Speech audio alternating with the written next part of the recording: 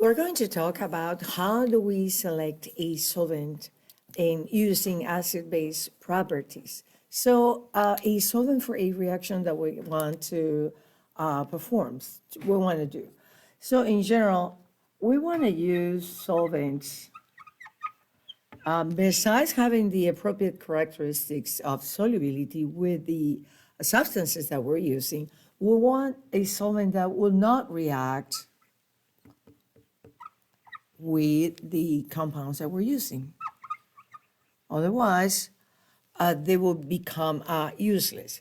And for that, we need to see here some acid-base properties because many cases solvent can react with the reagents if we're not careful in choosing that. So say that, what about, I'm choosing an example here. Let's say that I have acetate ion, and I want to see if it is possible to have acetate in water to do something else with it. That means I don't want acetate to react to a significant extent, so I need this concentration. So let's see what happens if I dissolve acetate in water. So your reaction is going to be your acid base. So I'm going to do the arrows. So in order, this is my base to the acid. It's going to get a product. This one breaks. Electrons are assigned back to the oxygen. And so what we have here is the formation of acetic acid and hydroxide. So, and I want to find out if water is a useful solvent for that. And I need this to be as unreactive as possible. So if we analyze this in terms of pKa, if we had it available, let's say this pKa is 4.76. And the pKa of water as acid right here is 15.7. So analyzing those pKa's, we know that the equilibrium is going to be shifted to the weaker acid of the two. Comparing these two, remember that the bigger this number, the weaker the acid. So water as acid is much weaker than acetic acid. So we predict that the equilibrium will be shifted to the two weaker species. Also because we know that, for example, coming from the stronger acid, acetate is a weaker base than hydroxide is. So this is weaker. There is actually about 10 to the 10th when we talk about the equilibrium constant. So what that means is that acetate will be largely unprotonated, so will stay like that, unreacted. Therefore, I can have acetate in water. So we want something that will not react. Say now that I want to do another reaction. Say that I want to use, well, this reagent is sodium amide, but I'm going to just write the amide ion with the lone pairs.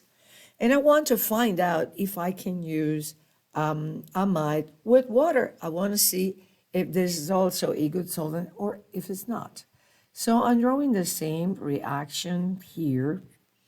Let's see what happens. Again, we want to establish if this does not react or if it reacts. And we want this to stay unreacted if we're using it for something else. So we don't want it to react with the solvent. That's our bottom line.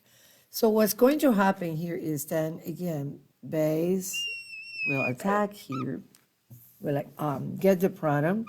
Electrons are assigned to the oxygen. And as a result, I will form that conjugate acid, so ammonia, after getting a product, and the conjugate base of water, which is hydroxide. But now, if we go back to analyzing pKa's, for example, the pKa of water, we know already, we wrote it down, is 15.7. Now, the pKa as ammonia as acid to give amide, that pKa is 30 8.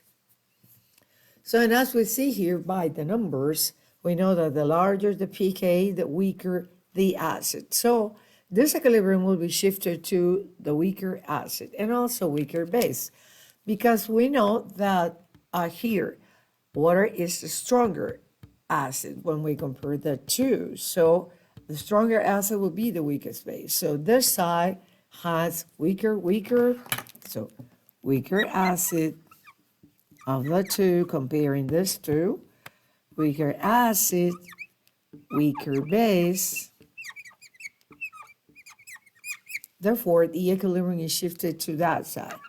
So what that means in terms of choosing the solvent is that actually water is not a good solvent for that reaction, because it will react with this species, which is my reagent that I need to be using for something. So, and I want this to be not reacting with the solvent, because it is solvent. Water cannot be used as solvent if I'm doing a reaction with amide, but can be used, water can be used if I am using acetate.